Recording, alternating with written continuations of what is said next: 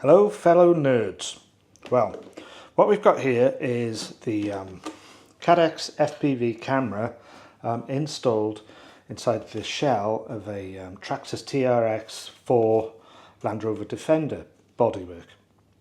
Now, I cut out the windows from the models and then fitted I think it's 2mm perspex in there, and I just basically glued it in with caulking, which is a very low tack adhesive, but now that I know that it works, I'll put a stronger adhesive in there.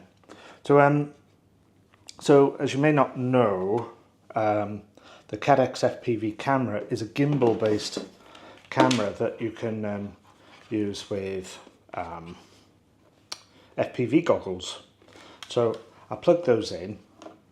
I think it's Walk Snail, the name of these, and you can have an SD card in there to record.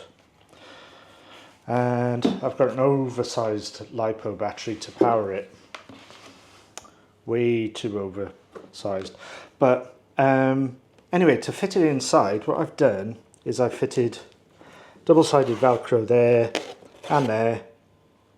and two little tabs of Velcro on the side of a platform that I made I 3D printed it in PLA carbon fibre, which is probably over the top, you know, but it's good, it works.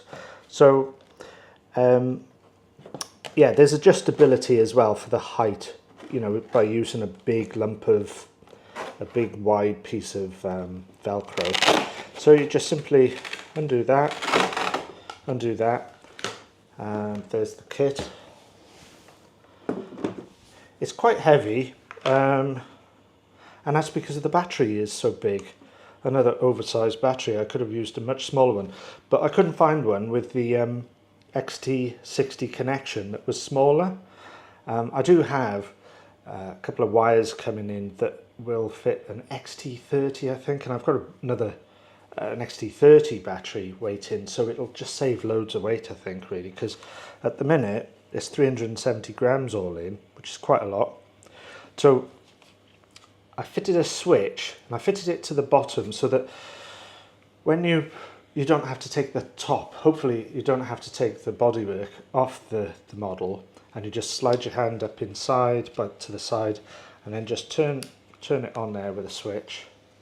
And hopefully the switch will protect those delicate wires, because yanking these in and out is really quite difficult. They're very stiff.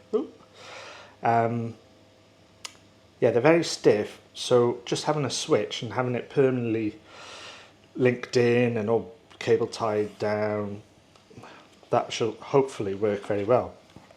Well, I know it will. So anyway, that's turned on, they're kind of synced but not looking the right way.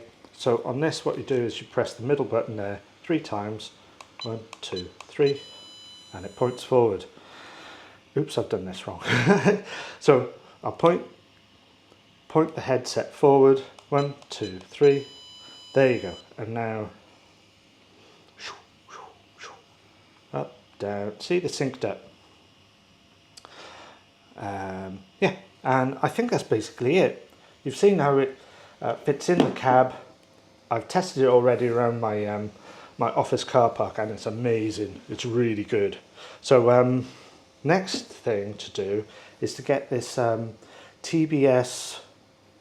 You put it on your controller, the TBS thing, and it's got a range of miles, and you fit the receiver for the TBS, and you replace the standard one that's in the Traxxas one, and then you've got miles of range. So I'm hoping to take this crawler on big adventures over miles across my local town, and I think that's it.